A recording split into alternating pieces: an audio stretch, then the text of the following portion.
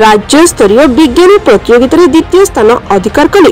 पदर बिंदस दास। भुवनेश्वर स्थित आंचलिक विज्ञान केन्द्र ठारे समग्र राज्य उच्च विद्यालय छात्र छात्री मानक नहीं एक विज्ञान क्विज प्रतियोगिता अनुष्ठित होइथिला।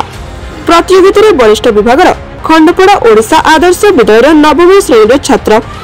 पदर बिंद दास द्वितीय स्थान अधिकार करी पुरस्कृत होइथिबा जणाଯାଇଛି। सूचना था कि गत 16 तारिख नयागढ़ में अनुष्ठित थिबा जिला स्तरीय विज्ञान क्विज प्रतियोगिता रे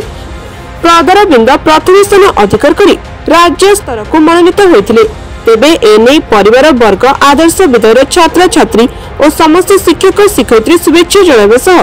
खंडपड़ा अग्रणी शिक्षानुष्ठान शिक्षा भारती पक्षर गुरुवार सन्ध्या पदर बिंदु को भव्य स्वागत संबोधन प्रदान कर निज मतामत है कि मत मो गृह सपक्ष निज शिक्षक मान स्कूल शिक्षक मान कोचिंग शिक्षा भारती कोचिंग सेंटर भी शिक्षक मान अत्यंत प्रेरणा मिली जहाँकि एक परिवेश तैयारी कर जहाद्वारा मुझे सफलता प्राप्त कर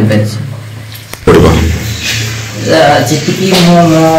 अनुभूतिर कहूँ अत्यंत परिश्रम दरकार सहित निज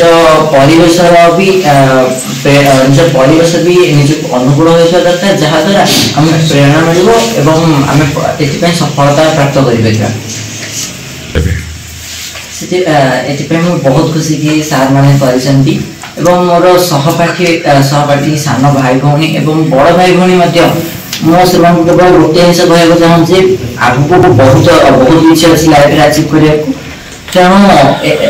आमको अत्यंत परिश्रम करने पड़ो। खंडपड़ा प्रभात प्रसाद का रिपोर्ट साई सत्य न्यूज।